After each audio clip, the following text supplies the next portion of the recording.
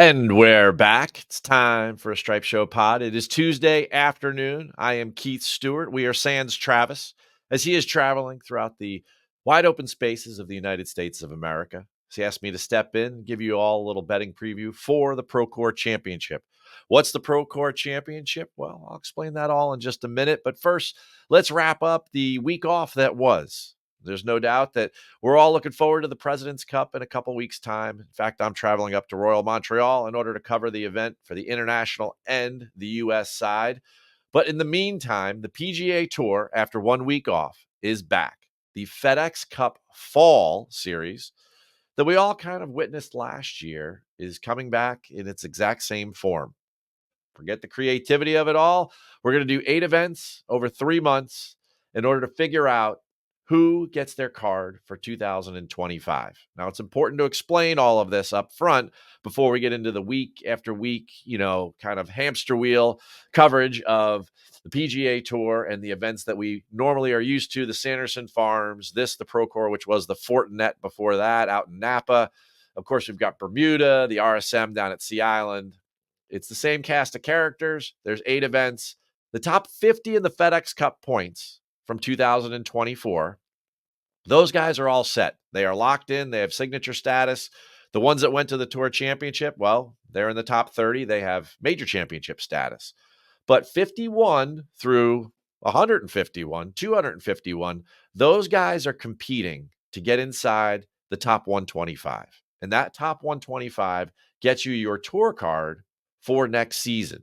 Remember now, this is not part of the PGA Tour season. This is kind of limbo. These guys are working on getting their cards in order to be able to compete in the FedEx Cup regular season, which will go from January of next year, the Century, all the way into late August in the Tour Championship. Same exact format that we just went through in 2024. So these guys that are 51 or higher, they have 8 events this fall.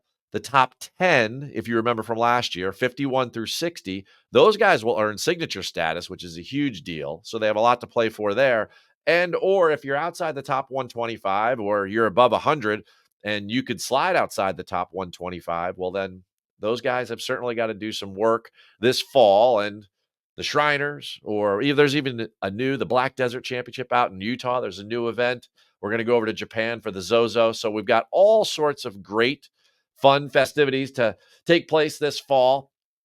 And one of the main or marquee events of the whole thing is the President's Cup. Now, I don't know how you feel about the LIV and the PGA Tour and who should play on the team, but who shouldn't. But we have 12 guys for each side. There's the international side, and then there's the U.S. side. And 6 of those gentlemen, 3 from each team, are competing this week in Napa. So let's get to the Procore Championship. We are out at the Silverado Resort. We've been there since October of 2014. So now we've got 10 years under our belt there. They use the North Course. There's 2 courses there. They use the North Course, and we're familiar with that one. It's been the same one. Now, back in 2023, entering last year's tournament, we did some rerouting. So if you're going with an old scorecard older than last year, or you're just going with a website that's just cranking out the same scorecard year after year after year, guess what? There have been some changes. Holes 9 through 17 have all been rerouted. It's the same holes that are on the North Course. They just use them in a different order. So pay attention to that as you are putting together your plan on how these guys are going to take care of this place. Now, the 6 guys from the President's Cup that are in the field, they also are at the top, as they should be, because they're on the President's Cup teams. They earn the right to be there. They're also at the top of the betting board. And those guys on the American side, you've got your defending champion, Sahith Theegala. You've got Wyndham Clark. You've also got Max Homa, bit of a polarizing subject this week for sure. On the international side, you have Corey Connors, Mac Hughes, Minwoo Lee, and believe it or not, as if this guy doesn't have enough work to do, Mike Weir, who once won the Procore Championship many moons ago, he's here as a past champion, and he's competing this week. It's too bad Jim Furyk didn't come. They had him on the website up until Friday when the official lineups were announced. When the field list came out of the 144, top 65 and ties make the cut for $6 million. Now, it's better when Travis is here because I'm going to get on a ton of tangents, but I'll do my best to keep things on track. Last year, the purse for this event, $8.4 million. This year, $6 million. Procore was only announced as the lead sponsor for this event back in late July. It was like July 30th was the press release. So it seems as if Organizing this fall run is always in a little bit of state of flux, but we are back at a golf course that we're very familiar with. 6 guys from the President's Cup are here. You wonder how much they are motivated. I mean, Sahith is here to defend his title. Max certainly needs to start to play better, and he is the two-time, not defending champion, but two-time champion from 2021 and 2022. So he won the 2 events prior to Sahith last year. And what are we looking at here for a golf course? If you don't remember, the Silverado Resort, it's up there in wine country. We're in Napa, California, so we're in Northern California, where the weather forecast this week looks prime time for golf. Starts out, and this is why they grow wine there, folks, right? In these valleys, 50 degrees in the morning, almost 85 to 90 degrees in the afternoon. Maybe a little layering piece in the morning as if you tee off in one of those early groups, but by the afternoon, it is perfect for golf. They haven't had much rain up there. The golf course is going to be in impeccable shape, and it's going to be open for scoring. Over the last 10 years, the average winning score here is 17 under. Over the last 5 years, the average winning score is 19 under par. So you definitely want to bring your birdie or better skills when you come in. And we'll talk about the favorites and a couple of leans I have in just a few minutes. But in order to get down that road, what are we favoring when it comes to the agronomy, the architecture, the design, and the history that we know about Silverado Resort's North Course? So the first skill set that I am kind of featuring as I built out my betting card is that you got to get the ball in between the trees. And what I mean by that is that the fairways are tight here, but the penalty for missing the fairways just by a little bit isn't the roughest in the world, right? Think of Harbortown. Think of Wailea, right? This is very much a positional test this week. It's par 72. Scorecard has the usual allotment, 4 threes, 4 fives, and 10 fours, and it's 7,123 yards. I'll say that again, 7,123 yards, which isn't very long by PGA Tour standards. So what happens is there's a lot of creative dog legs, and there's some good design here. 9 of the par 4s are under 9 of the 10 par 4s. There's 10 total, are under 435 yards in length. So you know that we're going to see some dog legs. You know they're going to have to see off the tee. The guys are going to have to play a little bit of chess, not checkers, and be positional and get themselves in play. But really this thing, if you got to keep it in between the trees, if you get wide off the tee and you get to the point where you're punching out, then you won't be able to keep up. As we said, the average winning score is right around 20 under par over the last 5 years. So you've got to be able to the last 10 winners have averaged 23 subpar scores in the year that they won. Now, at 72 holes, that's like a third of the holes that you're playing. So you've got to be in position to attack. And when you do get in the fairway or you keep it between the trees, even if you're in the rough, it's easy to hit these greens. 6,000 square feet on average. They're not super large. They're not super small. This is standard issue stuff for these guys, especially since a large majority of their approach shots are going to come from 125 to 150 yards. So the guys that are best with their wedges, with their 9-iron, with their 8-iron, those are the guys that we're going to be featuring this week. Those are the ones that you definitely want to pay attention to. If you're like most golfers, you blame yourself when you miss a short putt. So after you hold back the urge to throw your putter in the lake, don't do that. You try to fix your putting stroke. But how long does that last? 1 week, 1 round, 1 hole? There's a company called Lab Golf that doesn't think you should be blaming yourself. That's because all putters have this thing called torque, which means the putter face is trying to twist during stroke, so you grip it like a snake. What Lab Golf did is they figured out how to make putters with no torque. They call it lie angle balance, and you have to feel it to believe it. I did. The Lab Golf putter, you don't have to use a funny putting grip to try to keep the face square. You can putt it any way you want because Lab Golf putter stays perfectly square by itself. It's effortless. To see how much easier putting can be, head over to labgolf.com.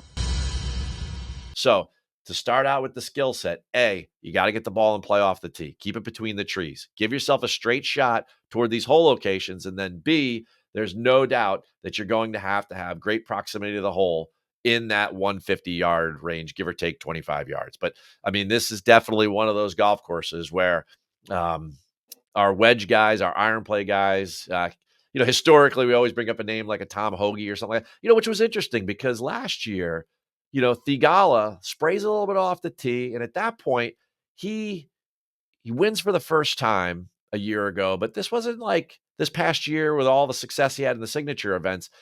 His ball striking wasn't actually to the level of his short game and his putting. And, no doubt he gained 9 strokes with the putter that week and he shot 21 under par. So, there are a lot of things to feel good about. But um, this may have been one of the more inspirational moments in his career to kind of like iron out some of the ball striking. And we look all around the board for some really talented guys that can maybe wrap together their first win like Thigala did. Everyone wanted Thigala to win something big, the Waste Management Phoenix Open, one of those types of events. He was close at TPC River Highlands, but as it turns out, he won here. Max Homa, who, battled back from his career being on and off the Corn Ferry Tour, losing his card and everything. This is a place where he's won twice and he's shown success. Stewart Sink, when he came back a couple of years ago, and he won twice in a year, right around 50 years old. I mean, so you get some really interesting storylines here, and you got to pay attention to the skills you need. Get it between the trees, be a great wedge player, get it close. And then from there, you got to have guys that can go low. So definitely looking at the leaderboards of tournaments that,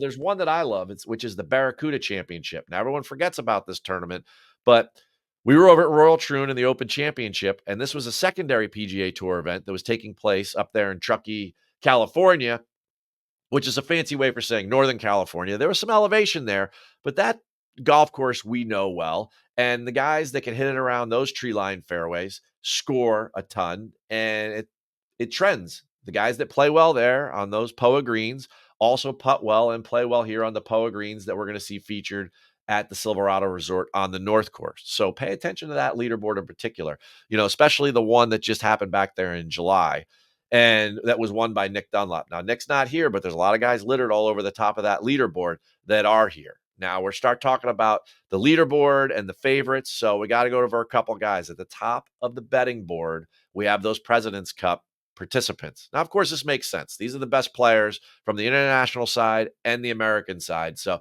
we don't really have a lot of guys from the Tour Championship overall, but, most of these guys have been there. You look at the two Americans that have played very, very well to close out the season, and that one of them is Wyndham Clark. He's here at plus 1,200.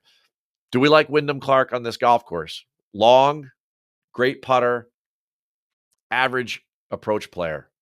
Man, he's been really good lately. But if we're looking for strengths, the number one strength you're going to need here, that approach play, is certainly a concern for him and his length. How much of an advantage is it on a 7,100-yard golf course that is overall kind of tight, not super tight, but we'd love Wyndham to have a little more room. Obviously, Sahith, the other one at plus 1,200. Both of these guys kind of bounce back and forth as the favorites for the tournament in order to win this week. Sahith is your defending champion. You almost wonder to a certain degree, he was third at the Tour Championship a week ago. You almost wonder if some of these guys, I mean, why is Wyndham here? Doesn't need to be here. Maybe he didn't really like the way he played in Rome at the Ryder Cup. So maybe he's really pressing himself to play well on a tight golf course. Royal Montreal, certainly they're going to set that up to be very tight for the American side. They're not going to let us bomb and gouge that place, that's for sure. So this should be a very, very good warm-up for those guys. Sahith, would he be here if he wasn't the defending champion? Well, good on him for being there. He's also a California guy, and we see a lot of success over the years from West Coast guys on the leaderboards. Certainly that'll be a theme throughout the early leans that I have. And then, down the road this week, when you read the line and you look at my, my full betting card for all the subscribers there. And, I wonder that, the third American is Max Homa, and, Max's struggles this summer with the driver have been well documented. And I'm not here to, pick on anybody when they're not playing well, but he's won here twice. So he's going to be very high up on the betting board because he's going to be a huge liability, and he's a very popular guy, and he's one that we certainly want to get to be in great form going into the President's Cup, as he's turned out to be somewhat of a team leader over the last couple international team matches. No JT up there in Royal Montreal, no Jordan Spieth. We're going to be looking towards guys like a Max Homa and Scotty and Xander and the others, but Max recently separated from Mark Blackburn, his longtime coach, which he had a lot of success with. Now he's working with Dana Dahlquist. So, if Trav were here, I'm sure we would get into a deep dive on that. But we'll save that, and for 2 weeks' time when we get into the President's Cup, we'll talk a little bit more about Max as a case study. But for this week, I think it's good to hit the pause button. We'll flip over to the international side. You've got Corey Connors, Mac Hughes, and Minwoo Lee as their participants that are playing, and they also kind of fill out the top of this betting board. Corey Connors, historically, you haven't had to be a great putter in order to win here. You have to be a very good ball striker. So that kind of fits the bill there. And Corey's been putting better as of late. The President's Cup is in his home country. It'd be hard for me to think about him not looking past all of this and what's going to happen in Montreal in 2 weeks' time. Same thing with Mac Hughes. He has to be elated that he's on the team. And his strength is putting in short game, where spraying it off the tee could not be, I don't know, the best thing in the world heading into the North Course at Silverado, for sure. But then again, you know what? Sahith did it last year, and he was a sprayer. So Mac Hughes with that putter, he could definitely score. He could definitely go low. He'd be the type of guy that I would definitely he'd be excited going in on Thursday. Maybe he doesn't want to grind it to the end, but on Thursday, maybe a good first round leader. You could see him easily going 7, 8, 9 under par, like right out of the chute, and then saying, "All right, I'm playing great. I'm going to manage my fatigue and everything. I'm going to save myself for the President's Cup in a couple of weeks," because, consistency for him off the tee and the ability to keep up with that hot putter all the time is normally a challenge. So doing over 4 days, I don't know, but one day or some head-to-heads, if we see some good trends there, then definitely. And then the third guy is Minwoo Lee. And here's another guy, just like Wyndham Clark. Minwoo Lee is a top 5 strokes gained off the tee guy on the PGA Tour. He bombs it, and he hits it super straight.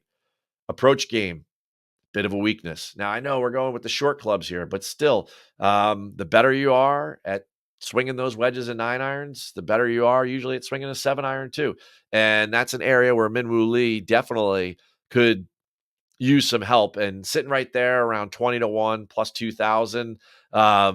Just those 6 guys, they kind of fill out the top of the betting board. And for me, as far as the favorites goes, I just can't help but think that most of them are looking past what's happening this week and using this as more of a preparatory mission than they are using it as such to try to win a golf tournament. And there's going to be guys that are out there that are going to be way more motivated, that sit maybe around 150 in FedEx Cup points, or they sit at 70 and they want to get inside that 10 and they want to get a really good start to their fall. So I'm looking a little bit further down the board when it comes to my early leans. And I'm going to mention 3 guys for you all before I wrap this thing up. The first guy I want to go with, and you've heard Travis and I talk about him a bunch, and that is JJ Spawn.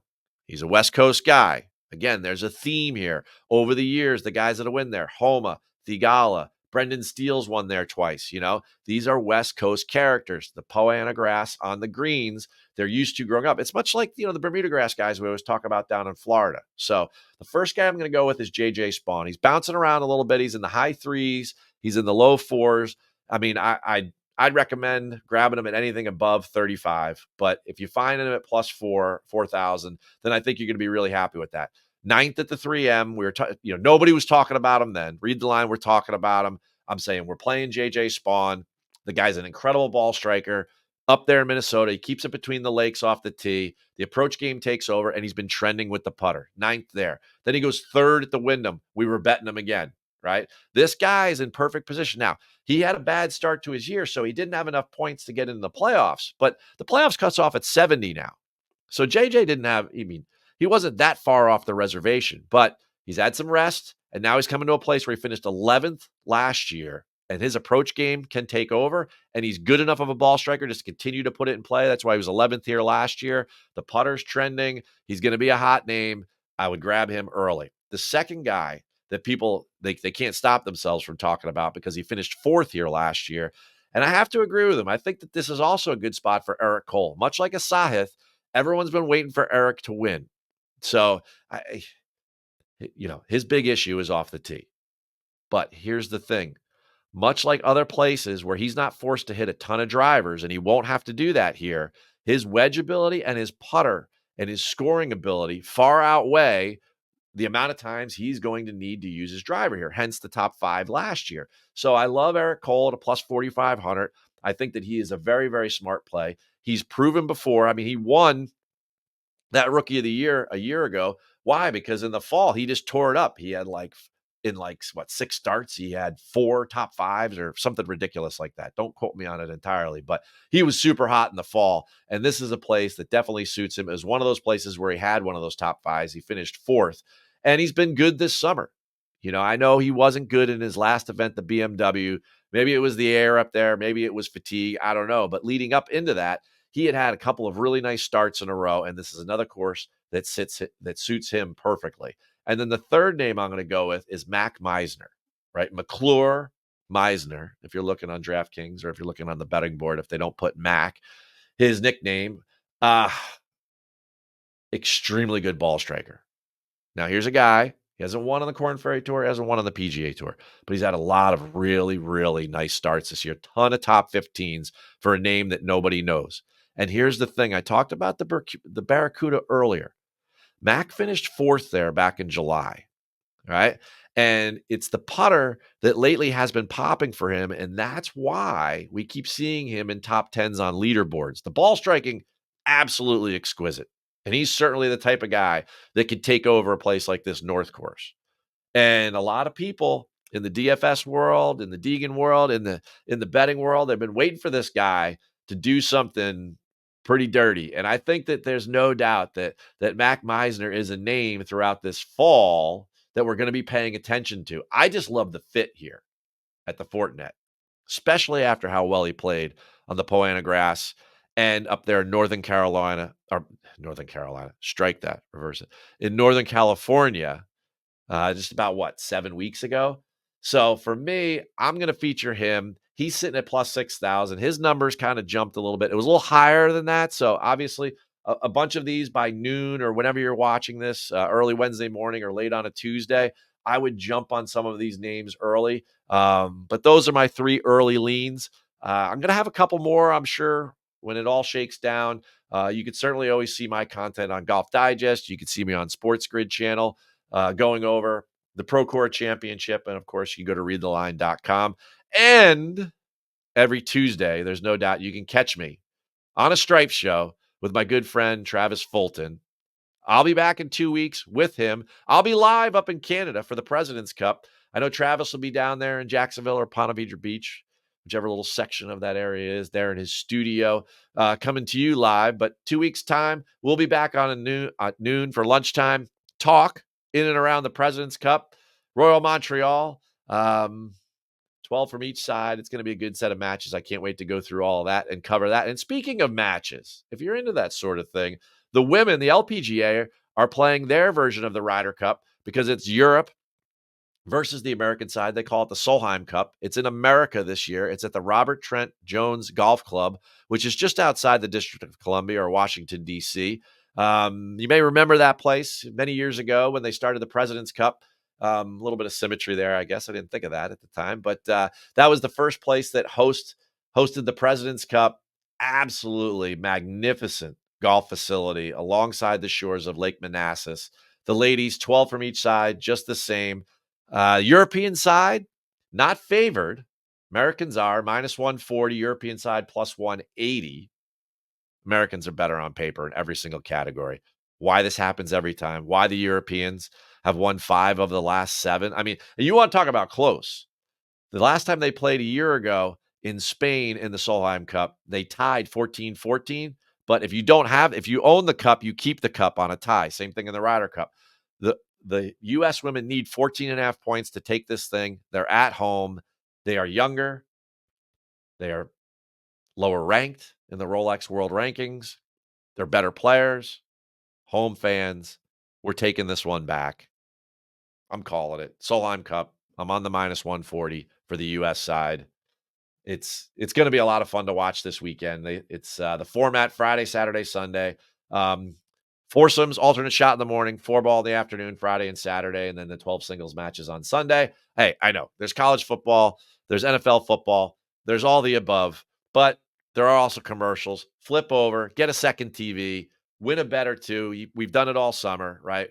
We had Johnny Vegas, we had Aaron Rye, right? Splurge, get yourself a second TV. Watch the ladies compete this weekend, and you'll have some fun. And it'll be a good sort of preview for match play when we get ready to watch the guys in the President's Cup in 2 weeks' time. That's when I'll see you next. So on behalf of Travis Fulton, my name's Keith Stewart from Read the Line. See you in a couple weeks, everybody.